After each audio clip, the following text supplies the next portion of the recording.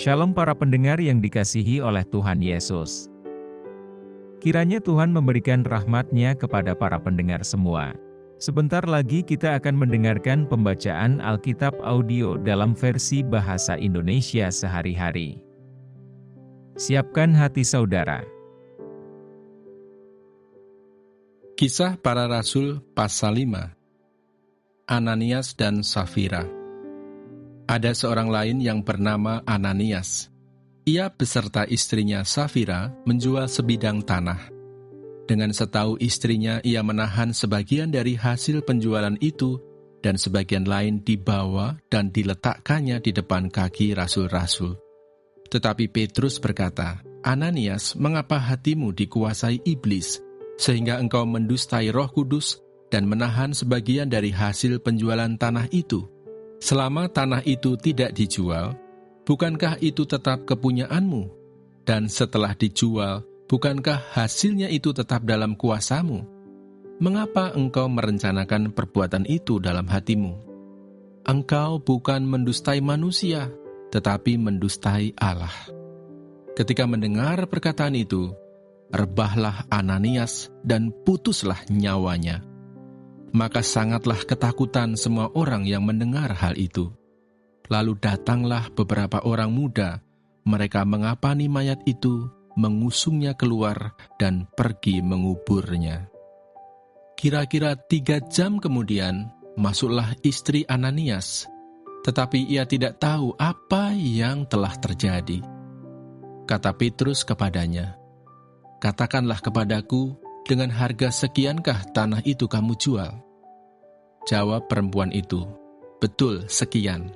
Kata Petrus, "Mengapa kamu berdua bersepakat untuk mencobai roh Tuhan? Lihatlah, orang-orang yang baru mengubur suamimu berdiri di depan pintu, dan mereka akan mengusung engkau juga keluar." Lalu rebahlah perempuan itu seketika itu juga di depan kaki Petrus, dan putuslah nyawanya.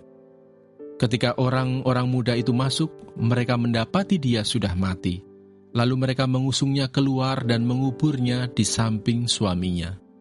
Maka sangat ketakutanlah seluruh jemaat dan semua orang yang mendengar hal itu. Tanda-tanda dan mujizat-mujizat. Dan oleh rasul-rasul diadakan banyak tanda dan mujizat di antara orang banyak. Semua orang percaya selalu berkumpul di serambi Salomo dalam persekutuan yang erat. Orang-orang lain tidak ada yang berani menggabungkan diri kepada mereka, namun mereka sangat dihormati orang banyak. Dan makin lama makin bertambahlah jumlah orang yang percaya kepada Tuhan, baik laki-laki maupun perempuan, bahkan mereka membawa orang-orang sakit keluar ke jalan raya dan membaringkannya di atas balai-balai dan tilam, supaya apabila Petrus lewat, setidak-tidaknya bayangannya mengenai salah seorang dari mereka. Dan juga orang banyak dari kota-kota di sekitar Yerusalem datang berduyun-duyun, serta membawa orang-orang yang sakit dan orang-orang yang diganggu roh jahat. Dan mereka semua disembuhkan. Rasul-rasul dilepaskan dari penjara. Akhirnya mulailah imam besar dan pengikut-pengikutnya, yaitu orang-orang dari mazhab Saduki, bertindak sebab mereka sangat iri hati. Mereka menangkap rasul-rasul itu, lalu memasukkan mereka ke dalam penjara kota.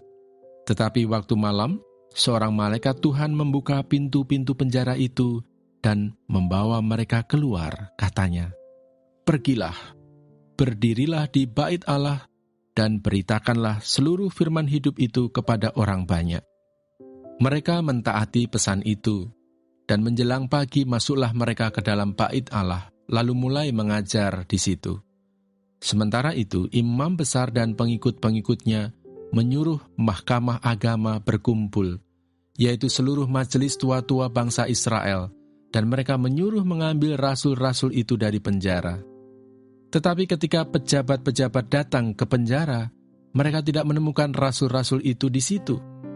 Lalu mereka kembali dan memberitahukan, katanya, "Kami mendapati penjara terkunci dengan sangat rapinya, dan semua pengawal yang ada di tempatnya di muka pintu. Tetapi setelah kami membukanya, tidak seorang pun yang kami temukan di dalamnya. Ketika kepala pengawal bait Allah dan imam-imam kepala mendengar laporan itu, mereka cemas dan bertanya, apa yang telah terjadi dengan rasul-rasul itu? Tetapi datanglah seorang mendapatkan mereka dengan kabar, lihat, orang-orang yang telah kamu masukkan ke dalam penjara ada di dalam bait Allah dan mereka mengajar orang banyak. Rasul-rasul di hadapan mahkamah agama, nasihat Gamaliel. Maka pergilah kepala pengawal serta orang-orangnya ke bait Allah, lalu mengambil kedua rasul itu, tetapi tidak dengan kekerasan, karena mereka takut kalau orang banyak melempari mereka. Mereka membawa keduanya dan menghadapkan mereka kepada mahkamah agama. Imam besar mulai menanyai mereka, katanya, dengan keras kami melarang kamu mengajar dalam nama itu, namun ternyata kamu telah memenuhi Yerusalem dengan ajaranmu, dan kamu hendak menanggungkan darah orang itu kepada kami. Tetapi Petrus dan rasul-rasul itu menjawab, katanya, kita harus lebih taat kepada Allah daripada kepada manusia. Allah nenek moyang kita telah membangkitkan Yesus yang kamu gantungkan pada kayu salib dan kamu bunuh. Dialah yang telah ditinggikan oleh Allah sendiri dengan tangan kanannya menjadi pemimpin dan juru selamat, supaya Israel dapat bertobat dan menerima pengampunan dosa. Dan kami adalah saksi dari segala sesuatu itu. Kami dan Roh Kudus yang dikaruniakan Allah kepada semua orang yang mentaati Dia. Mendengar perkataan itu, sangatlah tertusuk hati mereka, dan mereka bermaksud membunuh rasul-rasul itu. Tetapi seorang Farisi dalam mahkamah agama itu, yang bernama Gamaliel, seorang ahli Taurat yang sangat dihormati seluruh orang banyak, bangkit dan meminta supaya orang-orang itu disuruh keluar sebentar. Sesudah itu ia berkata kepada sidang, hai orang-orang Israel, pertimbangkanlah baik-baik. Apa yang hendak kamu perbuat terhadap orang-orang ini? Sebab dahulu telah muncul si Teudas yang mengaku dirinya seorang istimewa, dan ia mempunyai kira-kira 400 orang pengikut. Tetapi ia dibunuh dan cerai-berailah seluruh pengikutnya dan lenyap. Sesudah dia, pada waktu pendaftaran penduduk, muncullah si Yudas, seorang Galilea. Ia menyeret banyak orang dalam pemberontakannya, tetapi ia juga tewas dan cerai-berailah seluruh pengikutnya. Karena itu aku berkata kepadamu, janganlah bertindak terhadap orang-orang ini. Biarkanlah mereka, sebab jika maksud dan perbuatan mereka berasal dari manusia, tentu akan lenyap. Tetapi kalau berasal dari Allah, kamu tidak akan dapat melenyapkan orang-orang ini. Mungkin ternyata juga nanti bahwa kamu melawan Allah. Nasihat itu diterima. Mereka memanggil rasul-rasul itu, lalu menyesah mereka dan melarang mereka mengajar dalam nama Yesus. Sesudah itu mereka dilepaskan. Rasul-rasul itu meninggalkan sidang mahkamah agama dengan gembira, karena mereka telah dianggap layak menderita penghinaan oleh karena nama Yesus.